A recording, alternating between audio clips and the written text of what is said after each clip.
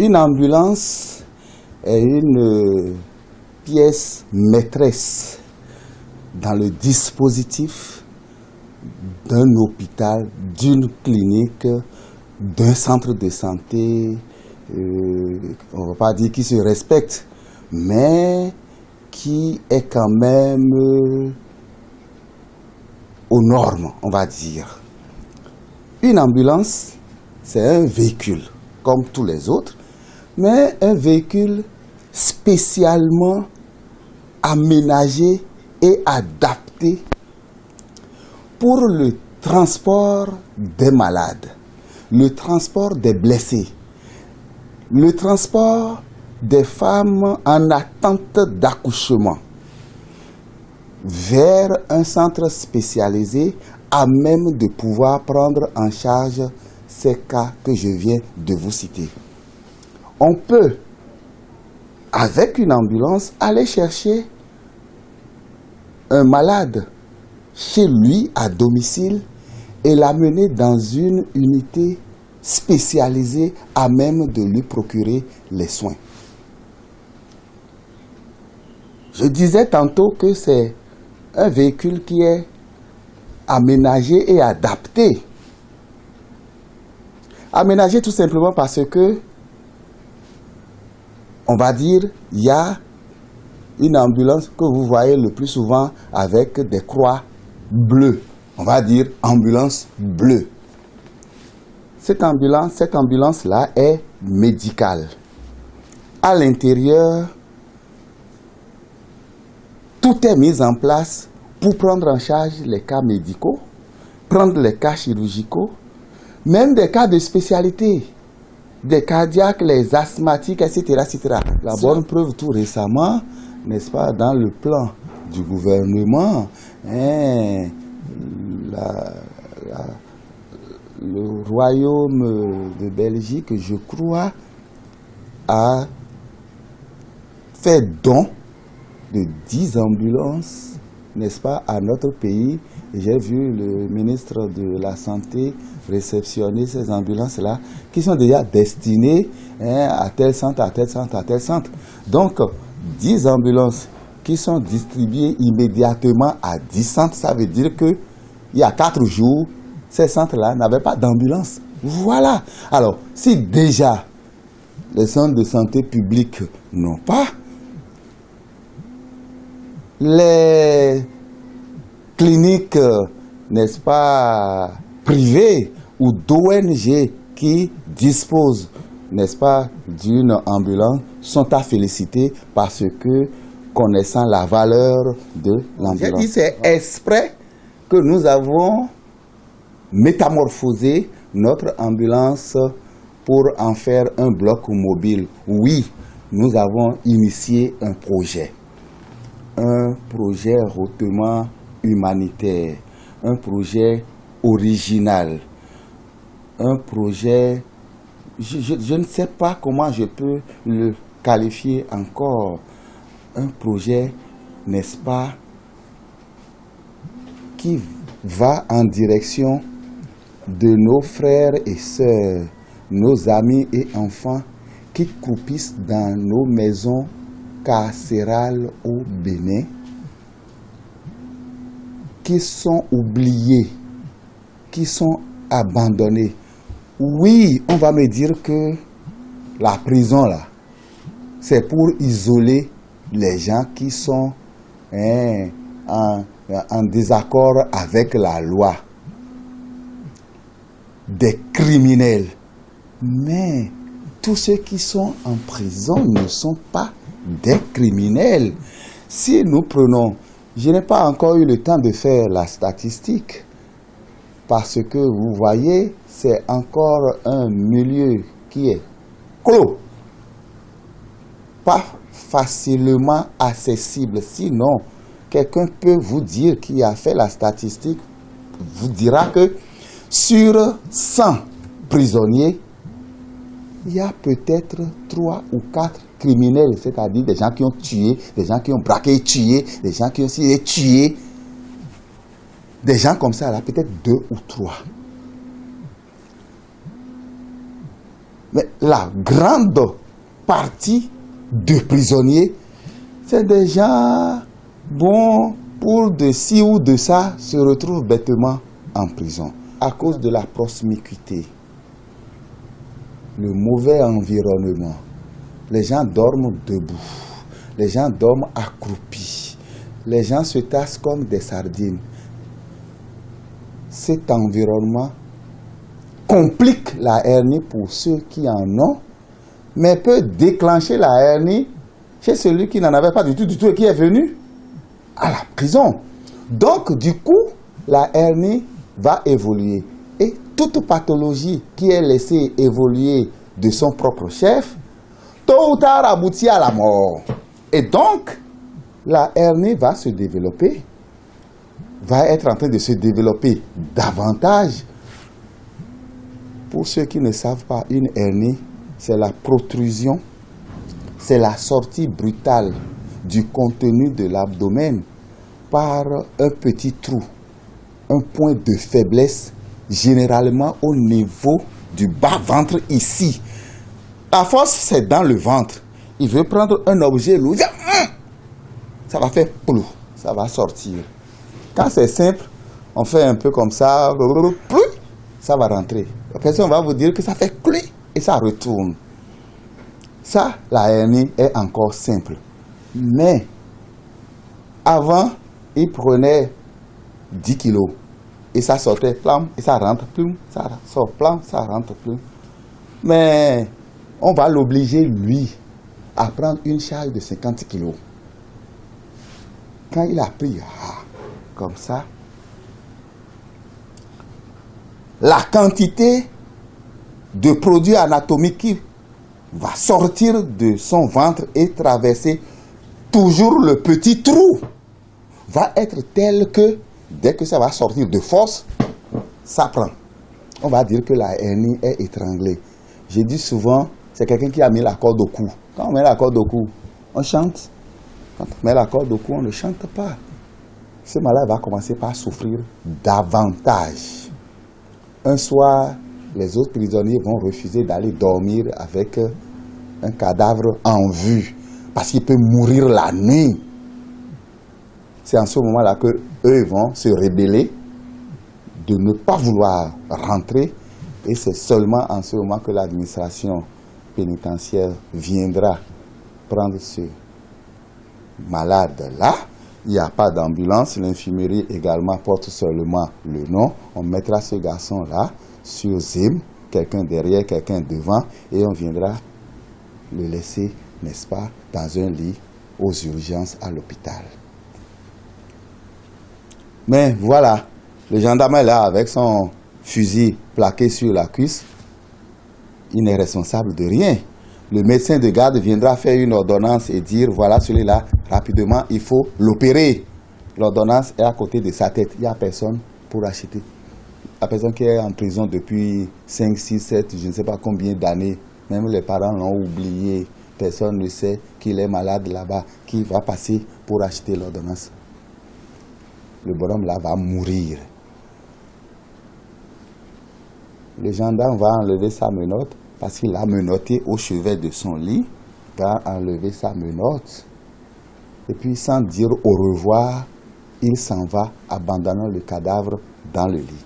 C'est l'infirmier autour de sa ronde viendra constater les dégâts, un clic de doigt, l'aide-soignant va venir le transporter et aller le jeter à la morgue, et pour lui, c'est terminé.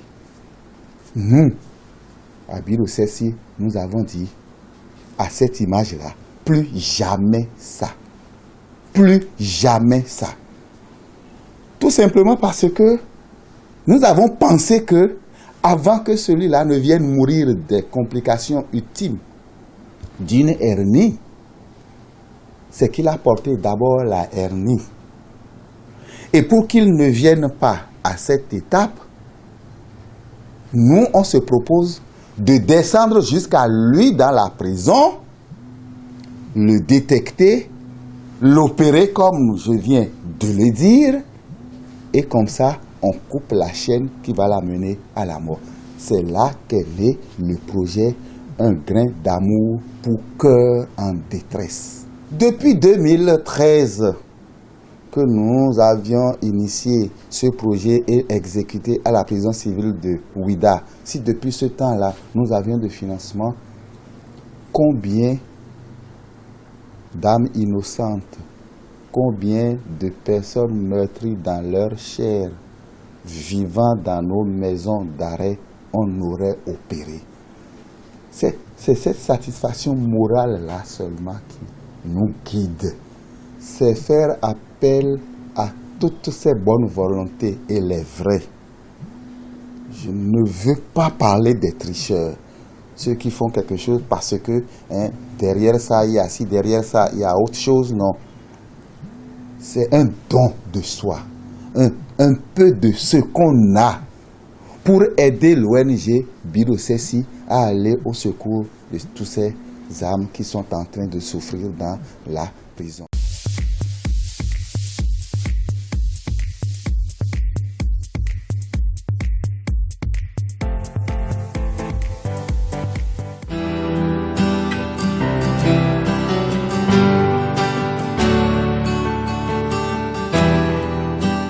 Une ambulance est une pièce maîtresse dans le dispositif d'un hôpital, d'une clinique, d'un centre de santé, on ne va pas dire qui se respecte, mais qui est quand même aux normes, on va dire. Une ambulance, c'est un véhicule, comme tous les autres, mais un véhicule spécialement aménagé et adapté pour le transport des malades, le transport des blessés, le transport des femmes en attente d'accouchement vers un centre spécialisé à même de pouvoir prendre en charge ces cas que je viens de vous citer. On peut, avec une ambulance, aller chercher un malade chez lui à domicile et l'amener dans une unité spécialisée à même de lui procurer les soins. Je disais tantôt que c'est un véhicule qui est aménagé et adapté. Aménagé tout simplement parce que, on va dire, il y a une ambulance que vous voyez le plus souvent avec des croix bleues. On va dire ambulance bleue.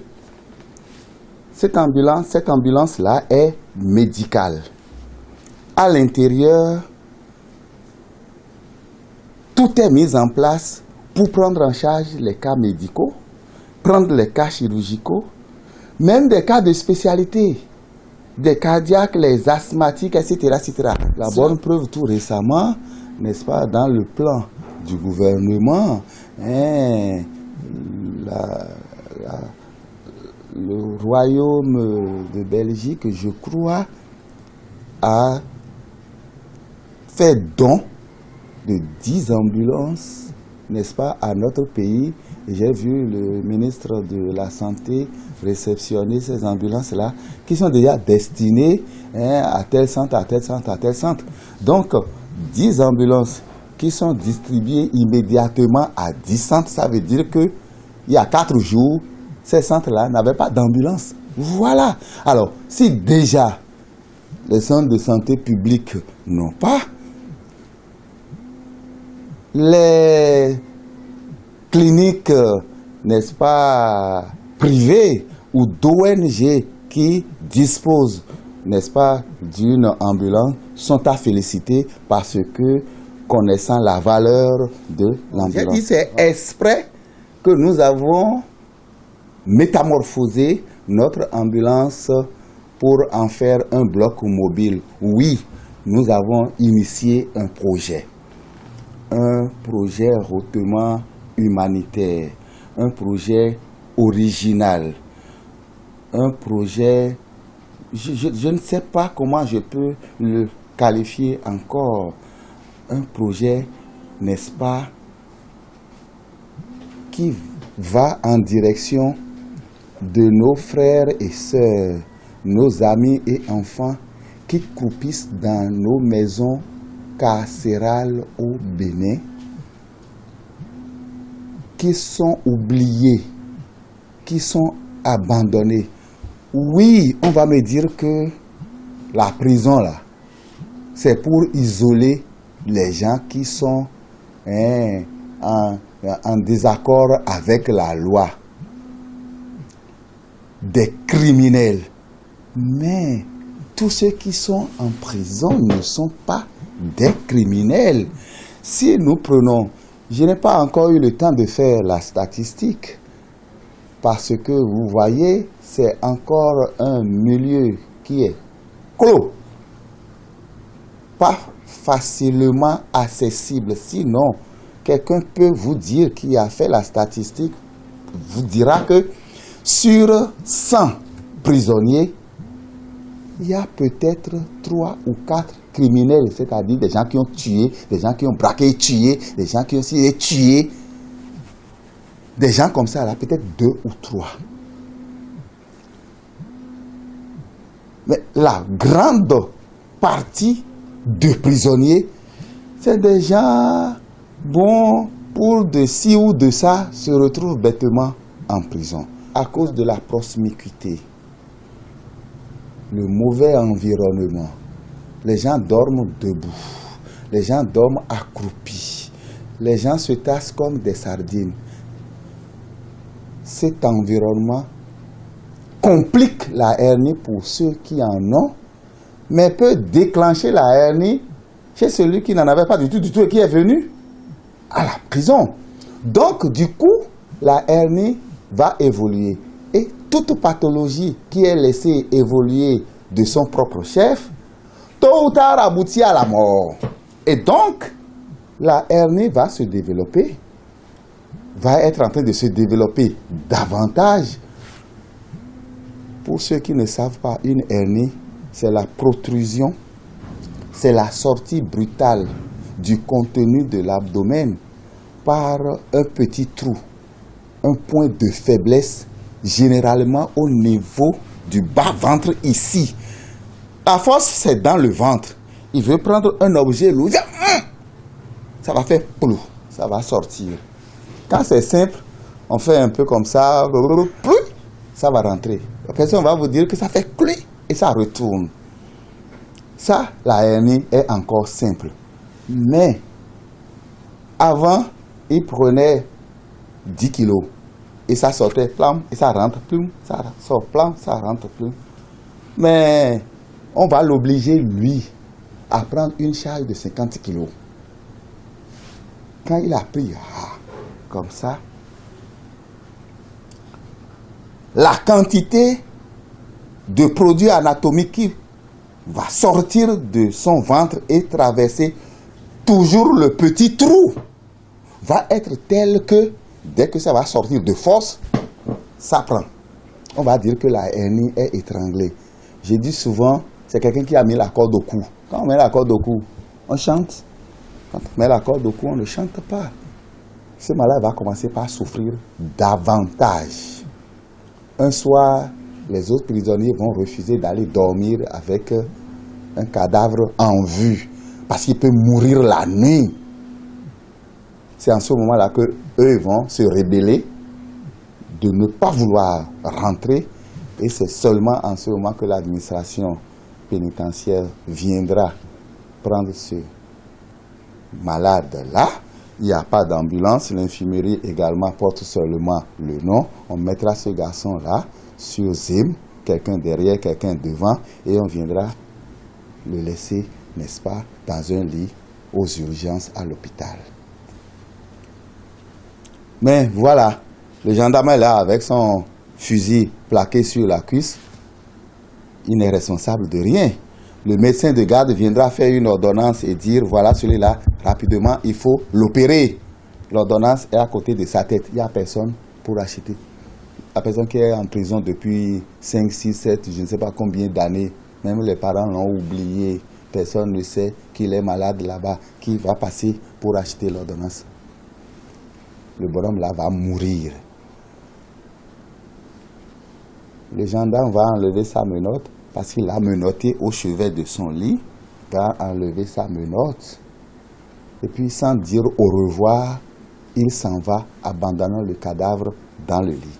C'est l'infirmier autour de sa ronde viendra constater les dégâts, un clic de doigt, l'aide-soignant va venir le transporter et aller le jeter à la morgue, et pour lui, c'est terminé. Nous, à Birosesi, nous avons dit à cette image-là, plus jamais ça. Plus jamais ça. Tout simplement parce que nous avons pensé que, avant que celui-là ne vienne mourir des complications ultimes d'une hernie, c'est qu'il a porté d'abord la hernie. Et pour qu'il ne vienne pas à cette étape, nous, on se propose de descendre jusqu'à lui dans la prison, le détecter, l'opérer comme je viens de le dire, et comme ça, on coupe la chaîne qui va l'amener à la mort. C'est là qu'est né le projet Un grain d'amour pour cœur en détresse. Depuis 2013 que nous avions initié ce projet et exécuté à la prison civile de Ouida, si depuis ce temps-là, nous avions de financement, combien d'âmes innocentes, combien de personnes meurtries dans leur chair, vivant dans nos maisons d'arrêt, on aurait opéré. C'est cette satisfaction morale-là seulement qui nous guide. C'est faire appel à toutes ces bonnes volontés et les vraies. Je ne veux pas parler des tricheurs, ceux qui font quelque chose parce que derrière ça il y a ci, derrière ça il y a autre chose, non. C'est un don de soi, un peu de ce qu'on a pour aider l'ONG Birosesi à aller au secours de tous ces âmes qui sont en train de souffrir dans la prison.